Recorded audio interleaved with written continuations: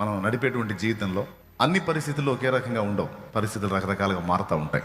ఒకప్పుడు లోకానుసారులం, ఇప్పుడు దేవుని బిడ్డలం. ఒకప్పుడు మనం ఎందుకు పుట్టామో, ఎందుకు బతుకుతున్నామో, ఎందుకు తింటున్నామో, ఎందుకు తిరుగుతున్నామో, అసలు మన జన్మ వెనక పరమార్థం ఏంటో మనకు తెలియదు. బాగా వినండి. సరే, అప్పట్లో మనకి క్లారిటీ లేదు. ఏదో పుట్టలోని చెదలో పుట్టవా గిట్టవా అన్నట్టు పుట్టాం, పెరిగాం.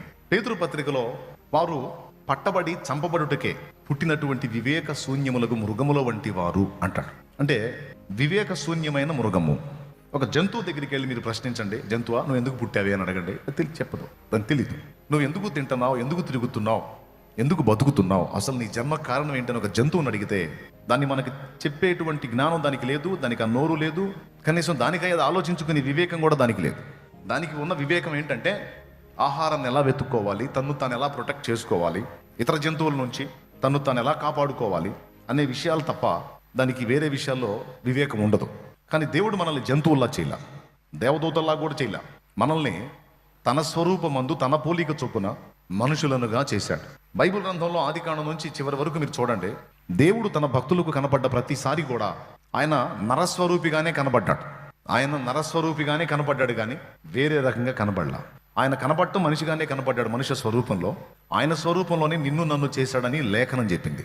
అంటే జంతువులు, పశుపక్షాదులు, వాటి ఆకారం వేరు, వాటి జ్ఞానం వేరు. మన ఆకారం, మన జ్ఞానం వేరు. మనల్ని స్పెషల్గా డిజైన్ చేశాడు తన పోలిక చొప్పున, తన స్వరూపమందు. మనకి వివేచననిచ్చాడు, జ్ఞానాన్ని ఇచ్చాడు, ఆలోచన శక్తి ఇచ్చాడు, స్వయం నిర్ణయాధికారాన్ని ఇచ్చాడు. మనకు చాలా చేశాడు దేవుడు. భూమి మీద ఉన్నటువంటి సమస్త ప్రాణకోటిని ఏలే శక్తి మనకిచ్చాడు.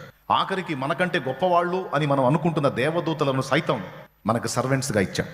దేవదూతలు దేవునికి సర్వెంట్స్, ఆయన స్వరూపమందు ఆయన పోలికగా పుట్టిన మానవులు కూడా వాళ్ళు సర్వెంట్స్ అని హెబ్రీ పత్రిక 1వ అధ్యాయం చివరి వచనంలో ఉంది. ఇప్పుడు దేవదూతలు మనకు సర్వెంట్స్ అన్నాం, జంతువులు మనం పాలించడానికి అన్నాం. ఇక టాప్ 1 టాప్ 2లో ఉంది. టాప్ 1లో దేవుడు ఉన్నాడు, టాప్ 2లో మానవుడు ఉన్నాడు.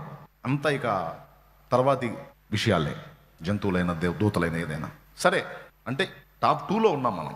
వాస్తవంగా టాప్ 2 దేవదూతలు వస్తారు, కానీ దేవదూతల్ని మనకు సర్వెంట్స్కి ఇచ్చాడంటే వీరందరూ రక్షణయను స్వాస్థ్యము పొందబోవు మనకందరికీ పరిచారం చేయుటకై పంపబడిన సేవకులైన ఆత్మలు కారా. హెబ్రీ పత్రిక 1వ అధ్యాయము 14వ వచనం. అది వీరందరూ రక్షణను స్వాస్థ్యము పొందబో వారికి పరిచారము చేయుటకై పంపబడిన సేవకులైన ఆత్మలు కారా. అంటే దేవదూతలు మన కోసం పరిచారం చేయుటకై దేవుడు ఏర్పరిచినటువంటి ఆత్మలు, సేవకులైన ఆత్మలు. ఎవరికి సేవకులు? రక్షణయను స్వాస్థ్యము పొందబోవు మనకందరికీ.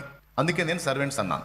దేవునికి సర్వెంట్స్, మనకు కూడా సర్వెంట్స్. ఇప్పుడు టాప్ 1లో దేవుడు, టాప్ 2లో మనం ఉన్నాం కాబట్టి మన సంగతి కొంచెం ఆలోచిస్తున్నాం.